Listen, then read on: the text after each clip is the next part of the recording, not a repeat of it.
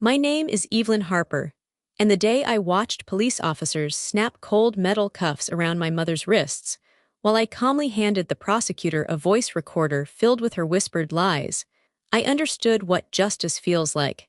Have you ever had to become your own hero when the people who raised you tried to destroy you? Tell me where you're watching from in the comments, because this story begins in a cemetery where I realized I was completely alone.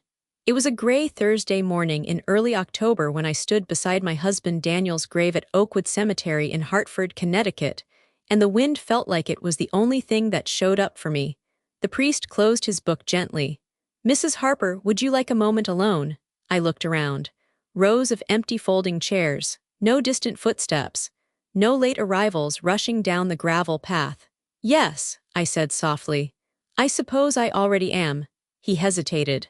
"Are you sure your family isn't on the way?" I pulled my coat tighter around myself. They said they would be, but they weren't. The cemetery workers stood awkwardly near their truck. One of them cleared his throat. "Ma'am, we can wait a little longer if you'd like." "No," I whispered. "It's okay, go ahead." The sound of dirt hitting Daniel's coffin was dull and final. I kept my eyes dry out of pure stubbornness. Daniel used to tease me for crying during insurance commercials. Now I couldn't shed a single tear at his burial. When the last shovel scraped empty, I finally took out my phone and dialed my mother. She answered on the fourth ring. "Evelyn." "Mom," I said, my voice steadier than I felt. "Where is everyone?" A pause, too long. "It's fine, sweetheart," she replied gently, almost rehearsed. "People grieve in their own way." "I'm at his funeral," I said. "That's usually where grieving happens." "Well," she sighed softly, "your father isn't feeling up to it. And Lee has work. We didn't want to crowd me." "There are 20 empty chairs here," I said, staring at them. "You wouldn't have crowded me." Another pause. "You've always been strong, Evelyn," she added. "You don't need a spectacle, a spectacle." My husband of 11 years was lowered into the ground and my mother thought attendance would be decorative. "Okay," I murmured. "That's my girl," she said quickly. "Go home, get some rest." And she hung up. The dial tone buzzed in my ear longer than it should have. I stood there staring at Daniel's name carved into fresh granite. "I guess it's just us," I whispered to the stone. The wind picked up, lifting the edges of my black scarf. I felt something settle inside me, not peace. Not yet. Clarity. Daniel and I had been inseparable since college. He was the kind of man who made burnt toast taste gourmet because he'd grin while handing it to you. We built everything together, our small consulting firm, our townhouse, our quiet life. We didn't have children, though we'd tried. That grief was private. Ours. Now he was gone after a sudden aneurysm that gave me no warning and no goodbye. And my family hadn't even shown up. I crouched beside the grave and pressed my gloved fingers against the cold earth. "I'm sorry," I whispered. "I don't know what I'm supposed to do without you." Behind me, a car door slammed somewhere in the distance. For one desperate second, I thought maybe they'd changed their minds. But no one walked down the path. I stood slowly, brushing dirt from my knees. "I'll figure it out," I told Daniel. "I promise." As I walked back toward my car, the gravel crunched too loudly under my heels. The silence felt deliberate, intentional.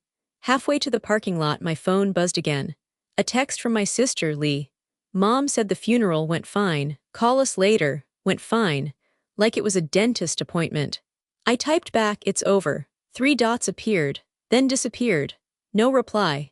I sat in my car and gripped the steering wheel until my knuckles turned white. Something inside me was cracking, not loudly, not dramatically, just quietly. The way ice splits under pressure. As I started the engine, I glanced once more at the rows of empty chairs reflected in my rearview mirror. And for the first time since Daniel died, a question formed clearly in my mind. Why didn't they come? I didn't know yet that this lonely funeral was only the beginning. I drove away from the cemetery with no idea that the people who skipped my husband's burial were already planning how to bury me next. That evening in West Hartford, I sat curled on the edge of Marla Bennett's faded blue couch, the only place that felt remotely safe after burying my husband alone. Marla had been my best friend since freshman year of college, the kind of woman who brought extra snacks in her purse, just in case someone's having a bad day. When she opened her apartment door and saw my face, she didn't ask questions, she just pulled me in. "You don't have to go through this alone," she whispered into my hair. And that was it, that was the crack in my armor I broke. I stood there by myself, I sobbed against her shoulder. Not one person came, not even my parents. Marla leaned back, her hands firm on my arms. What do you mean they didn't come? They said people grieve in their own way. Her brown eyes darkened instantly. Evelyn Harper, that is not grieving, that is cruelty. The apartment smelled like chamomile and vanilla candles. It felt warm, too warm for October, but I didn't want the comfort to disappear. She guided me to the couch and wrapped a knitted blanket around my shoulders. Tea, she announced, marching toward the kitchen. Strong, sweet, non-negotiable. I managed a weak laugh. You always did like issuing orders. Only when you forget you're allowed to fall apart. She returned with 2 mugs and sat cross-legged across from me. Start from the beginning, so I did. The chairs were empty, I said quietly. All of them. I kept thinking I heard a car door, but it was just the wind. Marla's jaw tightened. Did you call them? Yes, and, I stared into my tea. Mom said I don't need a spectacle. Marla actually scoffed. A funeral is not a spectacle, it's respect. Silence settled between us, heavy but not hostile. I thought they would care, I murmured. I thought losing Daniel would soften them. Marla reached forward and squeezed my hand. Your family has always been complicated, Ev, but this is next level. I nodded slowly. She wasn't wrong. My mother, Caroline Whitmore, had always valued appearances over emotions. My father, Richard Whitmore, followed her lead the way a shadow follows a body, quiet and unquestioning. And my younger sister Lee, she floated wherever attention was brightest. Still, I never imagined this. Marla tilted her head. Did they at least check on you afterward? Lee texted. Mom said the funeral went fine. Marla blinked in disbelief. Went fine? Was it a dental cleaning? I let out a small, broken laugh. It felt foreign in my throat. I keep thinking maybe I'm overreacting, I admitted. Maybe they didn't know how to handle it. Marla's voice turned sharp. Stop, you are not too much. You are not dramatic. You buried your husband today, alone. That word echoed again. Alone, she softened.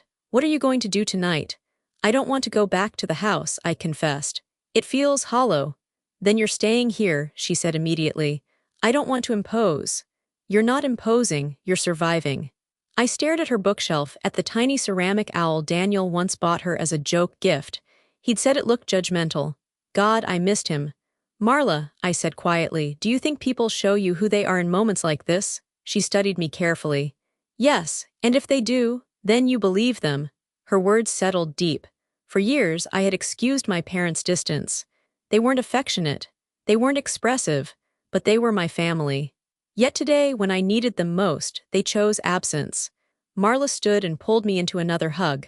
Listen to me, she said firmly. You are not crazy, you are not selfish, and you are not alone, not while I'm breathing. My throat tightened again. Thank you, I whispered. She smiled gently. We'll take this one day at a time. As I lay on her couch later that night, staring at the ceiling illuminated by soft lamplight, I replayed my mother's voice in my head. You don't need a spectacle. Maybe she was right about one thing. I didn't need a spectacle. I needed the truth. And something in my gut told me that whatever was happening beneath my parents' polished calm was bigger than missed condolences. I closed my eyes, finally letting exhaustion pull me under, unaware that the next morning would shatter my understanding of Daniel's legacy and my place in my own family. The next morning in downtown Hartford, I walked into Clements and Rowe law firm with swollen eyes, a black coat, and the quiet numbness of someone who had run out of tears. The office was all glass walls and polished marble floors, too clean for grief. A receptionist with a sleek bun gave me a sympathetic smile. Mrs. Harper? Yes. Mr. Clements is ready for you. I followed her down a hallway that smelled faintly of lemon polish. Daniel had always handled our legal paperwork. I was here to sign funeral authorizations, insurance documents, finalities. Mr. Thomas Clements stood when I entered. He was in his early 60s, silver hair neatly combed back, wire-rimmed glasses perched low on his nose. Daniel trusted him completely. Evelyn, he said gently, extending his hand, I'm so very sorry for your loss. Thank you, I replied, taking the seat across from his wide oak desk. He folded his hands. I know this is difficult, so I'll keep things clear and simple. I appreciate that. We went through a few forms first, standard paperwork. My signature looked unfamiliar, like someone else's hand was guiding the pen. Then he paused. There's something you need to see, he said carefully. My stomach tightened. What kind of something? He turned a folder toward me and opened it. Daniel updated his will 8 months ago. I remember, I nodded faintly. He said it was just precautionary. Mr. Clements adjusted his glasses. He left you everything, Evelyn, I blinked. Everything. Yes, he tapped the documents. 3 rental apartments in New Haven, the beachfront property in Madison, and the consulting firm, of course. I stared at him, waiting for clarification. The beach house, he nodded, fully paid off. That must be a mistake, I said immediately. Daniel always said that property was still under investment review. Mr. Clements gave a small, knowing smile. Daniel finalized the purchase outright last spring. My heart began to pound, not from grief this time, but shock. The apartments, I whispered, also in your name now, they've been generating steady income for years. For years, my voice rose slightly. I didn't know about that. He studied me carefully. Daniel preferred to handle financial growth quietly. He wanted you secure, completely secure. Secure, the word echoed strangely. I thought we were comfortable, I said slowly. But this is substantial. Yes, he agreed. You are now the sole beneficiary and owner of assets valued at just over $4 million. The number hit the air like a dropped glass. 4 million. I gripped the edge of the desk. Why didn't he tell me? Mr. Clements leaned back gently. Daniel was very clear about one thing. My throat tightened. What? He said, if anything ever happens to me, I want Evelyn protected from everyone. The room seemed to shrink. From everyone, I repeated. He nodded. Those were his exact words. A chill crept down my spine, slow and deliberate. What did he mean by that? I asked. Mr. Clements hesitated just long enough to unsettle me. He didn't elaborate, but he insisted on specific legal protections. No joint access, no secondary trustees, no external authority over your decisions. External authority. My mother's voice floated back into my mind from the cemetery. You've always been strong, Evelyn. Strong, protected. Alone, I had no idea, I whispered. Mr. Clements slid another paper toward me. You'll need to sign here to officially transfer management authority to yourself. I stared at the line where my name was printed. Evelyn Harper, sole beneficiary. My hands trembled slightly as I signed. When the pen lifted from the page, something shifted inside me, not relief, not joy. Power. Daniel hadn't just left me money. He had built a fortress around me. Is everything clear? Mr. Clements asked gently. Yes, I replied, though my mind was racing. $4 million, income properties, a beachfront house, and a husband who had quietly prepared for something I didn't yet understand. As I gathered the documents into my bag, Mr. Clements added one more sentence. Evelyn, if anyone approaches you regarding financial decisions, I strongly advise you consult me first. Why would anyone approach me? I asked. He gave me a measured look. Because news like this doesn't stay quiet for long. Outside the office, the city noise felt louder than usual. Cars passed. People hurried along sidewalks. My phone buzzed in my hand. Mom. I stared at her name on the screen, the weight of my new reality pressing heavily against my chest. For the first time in my life, I had something they didn't control, and I couldn't shake the feeling that Daniel had known exactly what he was protecting me from. That night in my parents' colonial house in West Hartford, I stood barefoot in the dark hallway, suitcase still in my hand, listening to my mother plan my downfall. I hadn't told them about the inheritance. Not yet. But something in my mother's voice on the phone earlier, too sweet, too eager, had made me uneasy. Come stay with us for a while, she had insisted. You shouldn't be alone in that big house. It sounded caring. It felt strategic. The front door had been unlocked when I arrived close to midnight. The house smelled like lemon cleaner and pot roast, unchanged since my childhood. I slipped inside quietly, not wanting to wake anyone. As I passed the kitchen, I heard voices. Low, intent, I froze. My mother, Caroline Whitmore, stood near the sink, her silhouette sharp under the hanging light. My father, Richard, sat at the table, his shoulders hunched. Once the doctor declares her unfit, we take control, my mother whispered. My blood ran cold. She won't know what hit her. My father cleared his throat. Caroline, are we sure this is necessary? Of course it's necessary, she snapped softly. Daniel left everything to her, everything. She can't handle that kind of responsibility in this state. My heart slammed against my ribs. How did she know? She just buried her husband, my mother continued. She's fragile. Emotional instability is easy to document. Still, my father muttered, having her declared incompetent. It's temporary, she cut in. Just long enough for us to step in as conservators. Conservators. The word felt like a blade sliding under my skin. We'll start small, my mother added calmly. Just a few sedatives in her tea, enough to make her seem confused at the evaluation. I stopped breathing. My father's chair creaked. And the doctor? He already understands the situation. Dr. Kessler owes us. My fingers tightened around the handle of my suitcase until my knuckles ached. They weren't grieving. They were preparing to legally strip me of everything Daniel left behind. To think, my mother sighed almost theatrically, Daniel probably believed he was protecting her. Protecting me, the irony was suffocating. My father lowered his voice further. What if she refuses to see the doctor? She won't, my mother said smoothly.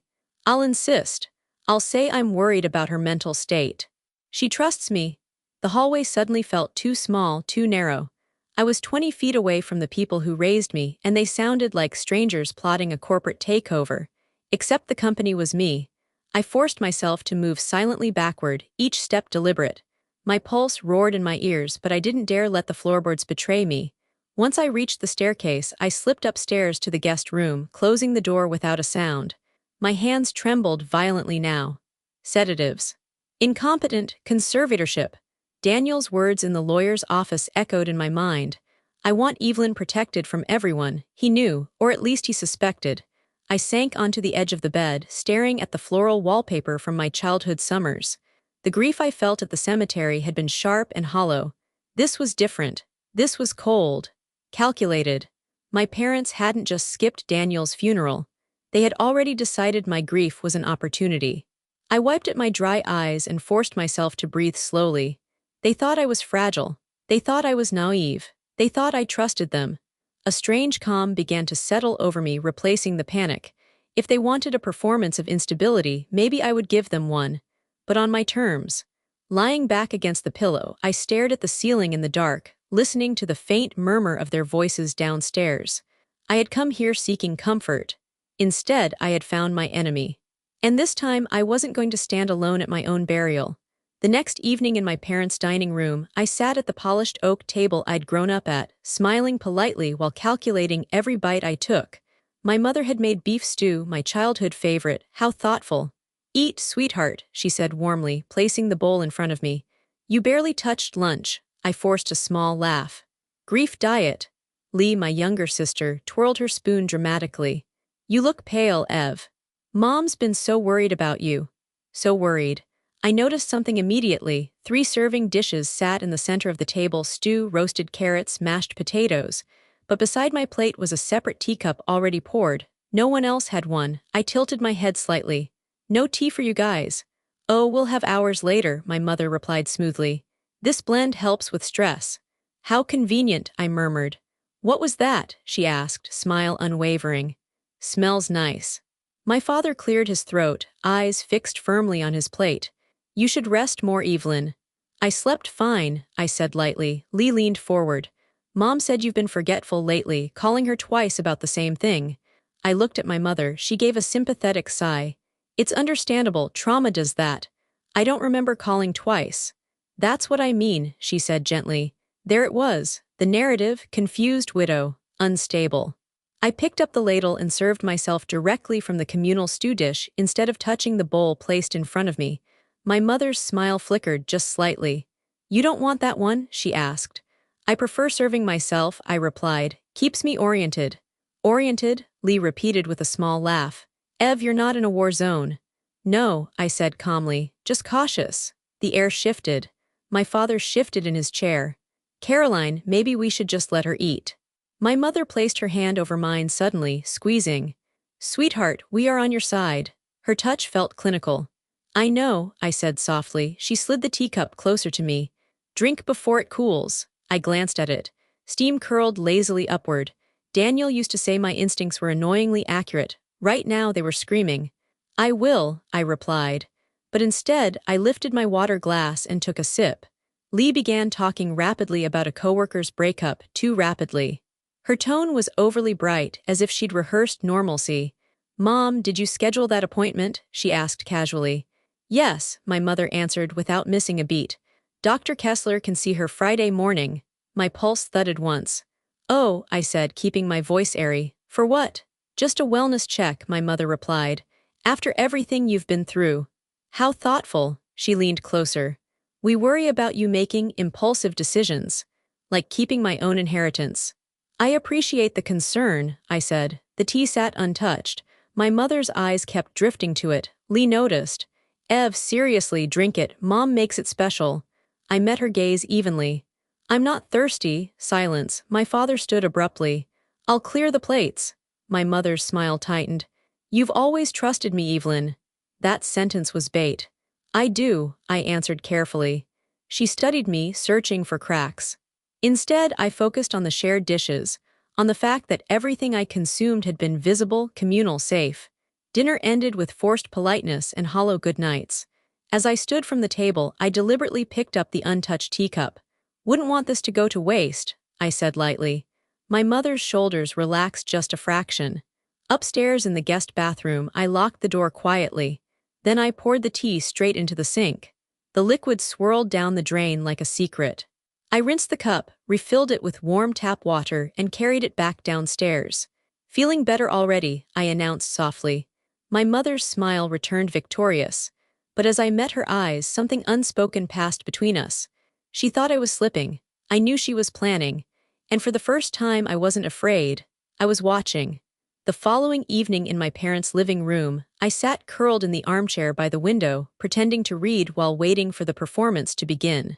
Right on cue, my mother entered carrying a porcelain teacup on a saucer. "I made you another blend," she said sweetly. "Helps with sleep." "How thoughtful," I replied, lowering my book. She handed it to me carefully, watching my hands as if they might betray me. My father hovered in the doorway.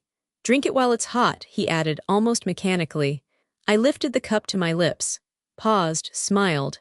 "Actually," I said lightly, "I should water that fern first. It's been drooping." Large potted ferns sat near the television, thick soil, deep enough to swallow secrets. I walked over casually and tilted the cup as if distracted. The liquid disappeared into the dirt. "Clumsy me," I laughed softly. "I guess the plant needed it more." My mother's eyes narrowed just slightly. "You're not thirsty." "I'm exhausted," I murmured. "Everything feels foggy." That word hung beautifully in the air, foggy. My mother exchanged a quick glance with my father. "See," she whispered. "It's starting." I pretended not to hear. The next morning I began phase 2. I moved slower than usual. Let my shoulders droop, repeated myself once at breakfast. "Did I already ask what day it is?" I mumbled. Lee's fork paused midair. "Yes, twice." "Oh," I said faintly. My mother's concern radiated like a spotlight. "Richard, we can't ignore this anymore." "I suppose not," my father sighed. By mid-morning, we were in the car heading to Dr. Kessler's office. The building was small, brick, discreet. Family practice, respectable. Inside, the waiting room smelled faintly of antiseptic and peppermint. My mother kept her hand on my knee the entire time. "Just answer honestly," she whispered. "No need to strain yourself." "I'll try," I breathed, widening my eyes just enough to look uncertain. Dr. Harold Kessler greeted us with a tight smile. He was in his late 50s, neatly trimmed mustache, gold wedding band polished to a shine. "Evelyn," he said warmly. "I was so sorry to hear about Daniel." "Thank you," I replied softly. He gestured toward the exam room. "Let's talk privately." My mother hesitated. "We'd prefer to stay." Dr. Kessler adjusted his glasses. "Standard procedure." Reluctantly, they stepped outside. Once the door closed, his expression shifted, professional, probing. "How are you really feeling?" he asked. I let my shoulders slump. "Tired," I said, "sad but clear." He watched me carefully. "Your parents are concerned about confusion." "I'm grieving," I answered steadily. "That's not confusion." He tested memory recall, dates, current events, simple cognitive tasks. I answered every question calmly, precisely. His pen paused. "Evelyn," he said carefully, "you're not exhibiting signs of cognitive impairment." I didn't think so. He studied me a moment longer, then lowered his voice. "Are you safe at home?" The question landed heavier than anything else that day. "Yes," I replied after a beat. "For now." When my parents re-entered, my mother's eyes searched his face eagerly. "Well," she asked. Dr. Kessler cleared his throat. "I see no medical basis for declaring Evelyn mentally unfit." Silence. "But she's forgetful," my mother insisted. "She's grieving," he corrected gently. That is not incompetence. Lee shifted uncomfortably. My father looked relieved, or was it disappointed? My mother's composure cracked just for a second. I see, she said tightly. I lifted my gaze slowly. Guess I just needed some rest. Dr. Kessler gave me a subtle look, almost apologetic. As we left the office, my mother walked ahead briskly, heels clicking sharply against the tile. In the parking lot, she turned to me. You embarrassed us. I tilted my head. By being healthy, her smile returned, but thinner now. This isn't over, she said softly. I met her eyes without blinking. I know, because the game had officially begun. And this time I wasn't the fragile widow. I was the one setting the pace. That night in my childhood bedroom, I lay awake staring at the ceiling, listening to the familiar hum of the house, and realizing it no longer felt like home. My mother had been too quiet after the doctor's appointment. Too composed. That frightened me more than her anger. At 1:17 a.m., I slipped out of bed. The hallway was dark except for the faint glow of the nightlight near the staircase. I moved slowly, barefoot, avoiding the third stair from the top, the one that always creaked. In my palm was a tiny digital voice recorder Marla had once used for interviews at her marketing job. She'd given it to me earlier that evening when I told her everything. If they're planning something, she'd said firmly, pressing it into my hand, get proof. Now my pulse thudded in my ears as I crouched outside my parents' bedroom. Their door was closed. Soft murmurs drifted through it. I didn't hesitate. Instead, I moved to the hallway vent just outside their room, the old-style metal grate connected to their heating duct. Sound traveled through it like gossip in church. I unscrewed the grate carefully, wincing at the faint scrape of metal. Inside, I secured the recorder with a strip of double-sided tape, pressing it firmly into the duct wall. My hands were steady. That surprised me. Once the grate was back in place, I slipped silently upstairs. Back in bed, I exhaled for what felt like the first time all night. If they wanted a game, they'd get one. The next morning, I left early under the excuse of needing air and drove straight to Marla's apartment. The moment she opened the door, I collapsed into her arms. They're not done, I whispered. I know, she said gently, guiding me inside. Sit. Her apartment felt like neutral territory, safe and warm. She handed me a mug of coffee, strong and unapologetic. Tell me everything. I recounted the doctor's appointment, my mother's quiet fury, the recorder now hidden in the vent. Marla's eyes widened. You actually did it. Yes, she let out a low whistle. Evelyn Harper, I always knew you had steel in you. I don't feel strong, I admitted. I feel hunted, she leaned forward. You're not hunted, you're prepared. My voice cracked. They're my parents, Marla. Who does this to their own daughter? The kind of people who see opportunity instead of grief, she said bluntly. Tears spilled before I could stop them. They want to declare me unfit. They want control over everything Daniel left me. Marla's jaw tightened. Then we make sure that never happens. She reached for her phone. My brother works in the prosecutor's office, she said. Assistant district attorney. If what you're saying is true, if they're conspiring to drug you and falsify a medical assessment, that's criminal. The word criminal echoed strangely. I don't want them arrested, I whispered automatically. Marla's expression softened but didn't waver. Ev, they were willing to sedate you, to strip you of your rights. I wiped my face. I know, she squeezed my hand. Let's not decide anything yet. First we get proof, solid proof. I nodded slowly. Proof, not suspicion, not instinct. Evidence. My phone buzzed on the table, a text from my mother. Come home for dinner, we need to talk. Marla raised an eyebrow. What are you going to do? She asked. I stared at the message, feeling that now familiar calm settle into my chest. I'm going home, I said quietly, and I'm going to listen. That evening I returned to the house with a polite smile and lowered eyes. My mother greeted me at the door with unsettling warmth. There you are, she said. We were worried. Don't be, I replied gently. But as I stepped inside, I glanced briefly toward the hallway vent. The recorder was still there, still waiting. And for the first time since Daniel's funeral, I felt something stronger than grief. Strategy. That night in my childhood bedroom with the door locked and the lights off, I sat cross-legged on the floor and pressed play. The tiny recorder's red light blinked once. Static, then my mother's voice, clear, cold, focused. We gave her too little last time, she whispered. Next time, double the dose. My stomach flipped. My father answered lower, uneasy. Are you sure that's safe? She won't remember any of it, my mother replied sharply. She already looks exhausted. If she stumbles a little during the evaluation, it seals everything. Seals everything, a shuffle of papers. And Dr. Kessler, my father asked, a pause. He already agreed, she said. The air left my lungs in one violent exhale. Agreed. The doctor who had looked me in the eye and asked if I was safe. My hands began to shake, but I forced myself to keep listening. We can't rush it, my father muttered. If she suspects, she won't, my mother interrupted. She's grieving, she trusts us. That word again, trust. My chest tightened so hard I thought I might actually faint. I pressed a hand against my mouth to keep from making a sound. She'll thank us eventually, my mother added softly, when she realizes she couldn't handle it alone. The recording clicked off. Silence swallowed the room. For a long moment, I just sat there, heart pounding in my ears, staring at the wall like it might explain how the people who raised me became this. Then I moved. I copied the file onto my phone, onto a cloud drive, onto a second backup. My movements were mechanical, precise. They wanted control, I wanted insurance. Within 15 minutes I was in my car, hands tight on the steering wheel as I drove through the quiet Connecticut streets toward Marla's apartment.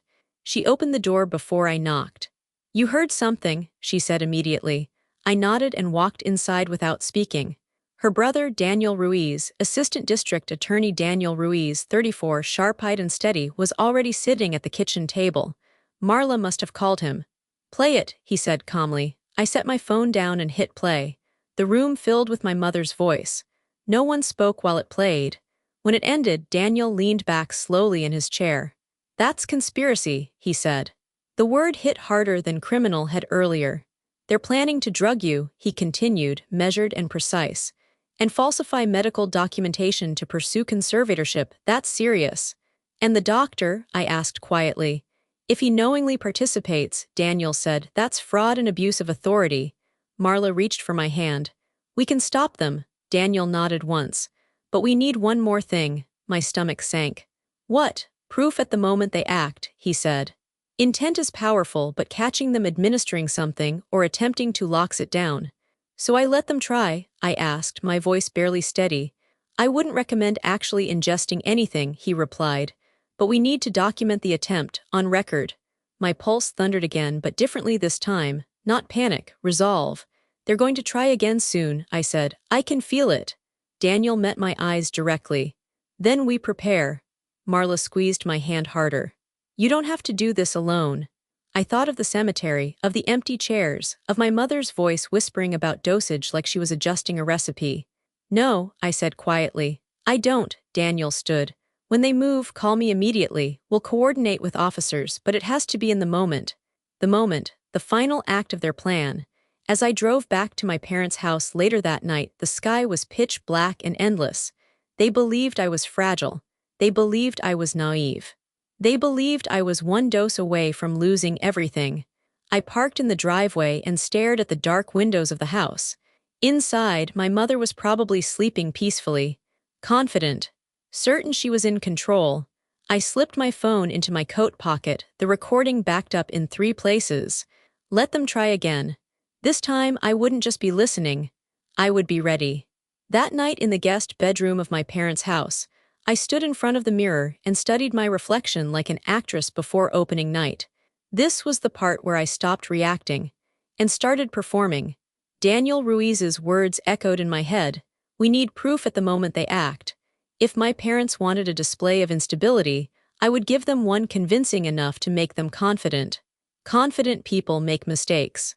At breakfast the next morning, I let my spoon slip from my fingers. It clattered loudly against the plate.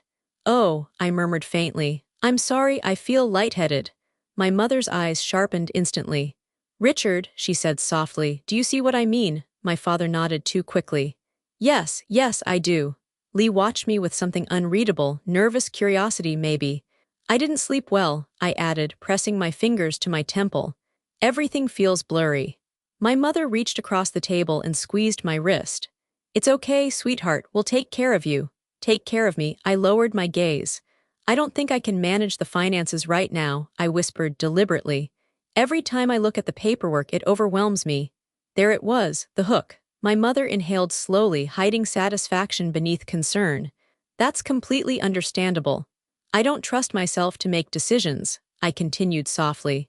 My father shifted in his chair. Maybe it's time to revisit options. Yes, my mother agreed. Temporary assistance, just until you're stable. I let a tear slip down my cheek. I don't want to mess anything up. You won't, she assured me, her voice syrupy. We'll make sure of that. I excused myself and went upstairs, locking the door behind me. My hands trembled not from fear but from adrenaline. I pulled out my phone and sent a single text to Daniel Ruiz. They're moving. His reply came seconds later. Do not consume anything if you can avoid it.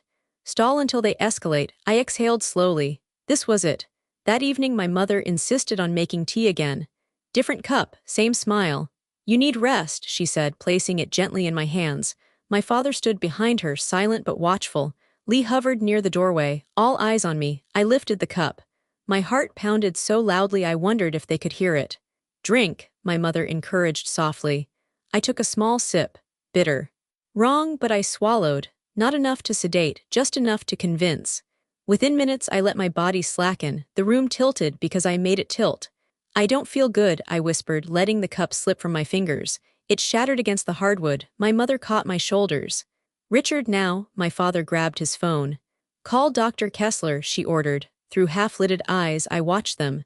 This wasn't panic, it was choreography. Lee knelt beside me. Ev, can you hear me? I let my words slur. So tired. My mother brushed hair from my face tenderly. It's okay, sweetheart, we'll fix this. Fix this, footsteps, urgency, movement, my father's voice on the phone. It's happening, she's deteriorating fast. I focused on breathing evenly, on staying conscious, on waiting. Because outside this house, officers were already preparing. I had stepped into their trap willingly. Now we would see who it snapped shut on. As my mother stroked my hair and whispered reassurances, I realized something chilling. She truly believed she was doing the right thing. That made her more dangerous, but it also made her careless. And careless people leave evidence. I let my head roll to the side, eyelids fluttering. Help me, I breathed faintly. I am, she whispered back. Yes, she was, just not in the way she thought. And for the first time since Daniel died, I felt something stronger than grief. Control. That night in my parents' living room, I lay half-slumped against the couch cushions, forcing my body to feel heavier than it was while my mother tightened her grip on my shoulders. She's fading, my father said urgently into his phone. We need you now. Dr. Kessler arrived within 20 minutes, too quickly. He stepped inside with a leather medical bag and an expression carefully arranged into concern. Evelyn, he said, kneeling beside me. Can you hear me? I let my eyelids flutter. Yes, I murmured weakly. My mother stood behind him, one hand pressed theatrically to her chest. She drank the tea and then she just collapsed. Collapsed. Such a convenient word. Dr. Kessler checked my pulse, shone a penlight into my eyes, asked simple orientation questions. What year is it? I paused deliberately. 2026, I whispered, even though it was 2026. Close enough to seem wrong. My mother inhaled sharply. You see. What month? He pressed. March, I said faintly. It was October. My father paced the room. She's deteriorating. Dr. Kessler sat back on his heels, removing a clipboard from his bag. I've reviewed the prior concerns, he said calmly. Combined with this acute episode. He didn't finish the sentence. He didn't have to. My heart pounded in my ears as I watched him begin filling out paperwork. This was it. The certificate, temporary incapacity, recommendation for supervised financial conservatorship. My mother knelt beside him. Is it enough? It will be, he replied quietly. Given her recent bereavement and observable confusion, I forced my head to roll to the side again. Mom, I whispered weakly. I'm here, sweetheart, she said, stroking my hair. I don't understand. You don't have to, she soothed. We're handling it. Handling it. Dr. Kessler signed the bottom of the form with a firm stroke of his pen. The sound of it scratching across paper felt louder than thunder. And then the front door burst open. Hands where we can see them. The command echoed through the house like a gunshot. My mother gasped. My father froze mid-step. Lee screamed. 2 uniformed officers entered first, followed by Daniel Ruiz in a dark suit, badge clipped at his belt. Dr. Kessler shot to his feet. What is this? Daniel's voice was calm but sharp. Dr. Harold Kessler, you are being detained pending investigation into conspiracy to commit medical fraud. My mother stood abruptly. This is outrageous. Caroline Whitmore, Daniel continued evenly, you and Richard Whitmore are under arrest for attempted unlawful conservatorship, conspiracy to administer controlled substances without consent, and fraud. My father's face drained of color. This is a misunderstanding. It's really not, Daniel replied. An officer stepped forward, gently but firmly guiding my mother's hands behind her back. The click of handcuffs echoed in the room. My mother stared at me, eyes blazing. You tricked us. I slowly pushed myself upright. The weakness vanished from my posture. I protected myself, I said calmly. Dr. Kessler sputtered. This wasn't supposed to finish, Daniel asked coolly. We have recordings, we have the tea, and now we have a signed fraudulent certificate. An evidence technician stepped forward, carefully bagging the clipboard. Lee stood near the staircase, pale and trembling. Mom, my father looked at me as officers secured his wrists. Evelyn, tell them this is a mistake. I met his eyes evenly. I asked you to love me, I said quietly, not control me. My mother's voice rose into hysteria. After everything we've done for you, you skipped my husband's funeral, I cut in, my voice steady and cold. And then you tried to erase me. Silence fell. Only the rustle of uniforms and the faint hum of the refrigerator filled the space. As they were led toward the door, my mother twisted slightly to look back at me. You'll regret this. I held her gaze without blinking. No, I said softly, I won't. The door closed behind them. The house felt eerily still. Daniel stepped closer. You okay? I inhaled slowly. Yes. And for the first time since Daniel's funeral, I truly meant it. In the center of my parents' living room, under the same chandelier that had lit every holiday dinner of my childhood, I stood tall while everything they built on lies collapsed around them. My mother's voice broke first. You set us up, she shrieked as the officer guided her toward the door. You humiliated us. Daniel Ruiz didn't raise his tone. He didn't need to. We have recordings of you discussing dosage, he said evenly. We have the altered medical recommendation drafted in advance. And we now have a signed certificate issued under fraudulent circumstances. Dr. Kessler's composure cracked completely. Caroline told me she was unstable. I was trying to help. By fabricating incompetence, Daniel replied sharply. My father turned to me one last time, his face crumpled not with remorse but disbelief. You could have talked to us. I did, I answered quietly. At the cemetery, you didn't show up. That silenced him. My mother's heels scraped against the hardwood as she resisted slightly. We were protecting what's ours. I felt something inside me harden permanently. It was never yours, I said. And neither was I. The officers led them outside into the flashing red and blue lights that painted the quiet suburban street. Curtains shifted in neighboring houses. Whispers would follow by morning. Lee stood frozen near the staircase, tears streaking her cheeks. Ev, I didn't know. I looked at her, really looked at her. Knew enough, I said softly. Not cruel, just honest. When the front door finally closed and the sirens faded into the distance, the house exhaled. Daniel stepped closer. You did exactly what you needed to do. I glanced around at the familiar furniture, the family portraits on the walls, smiling versions of people I now barely recognized. I may have lost a husband, I said quietly, feeling the weight of it fully for the first time. Then I straightened my shoulders. But I won't lose myself. And in that moment, standing alone in the wreckage of their control, I understood something powerful. Grief had not broken me. It had revealed me. 2 weeks later, I stood barefoot on the deck of Daniel's beach house in Madison, Connecticut, watching the Atlantic roll in like it had all the time in the world. The legal process had begun swiftly. Charges filed. Medical license suspended. Court dates scheduled. I didn't attend the preliminary hearing. I didn't need to see them again so soon. Instead, I packed. Not angrily, not dramatically, quietly. I left my parents' house with 1 suitcase and 0 regrets. Marla insisted on helping me move into the beach house. This, she announced as we carried in the last box, is what freedom smells like. It smells like salt and new paint, I laughed softly. The house was smaller than I remembered, white shutters, wide windows facing the ocean. Daniel had always said it would be our someday place. I guess someday came differently than we planned. Marla handed me a glass of wine and clinked it against mine. To fresh starts, she said. And seaside sunsets, I added. We stood at the railing together as the sky turned gold and then violet. For the first time since the cemetery, the grief felt clean instead of suffocating. I keep thinking about what your mom said, Marla murmured carefully. About protecting what was hers. I stared at the horizon. I was never property, I replied. And neither was Daniel's legacy. She smiled. You're different, you know. How? Stronger, sharper. I let the breeze lift my hair. No, I said quietly, just awake. That night, alone in the master bedroom overlooking the water, I opened the windows and let the sound of waves fill the silence. The house didn't feel hollow. It felt earned. I walked through each room slowly, touching the walls, the countertops, the door frames, grounding myself in something that belonged to me without conditions. Daniel had protected me in life. But in death, he had unknowingly given me something even greater. Proof that I could protect myself. As I climbed into bed, moonlight spilling across the hardwood floor, I whispered into the quiet room, I'm still here. And for the first time in a long while, I wasn't whispering to survive. I was whispering to begin again. 1 year later, on a bright September morning along the Connecticut shoreline, I stood barefoot in the sand behind the Madison Women's Resource Center, watching 12 women practice how to break free from a wrist hold. Again, I called gently.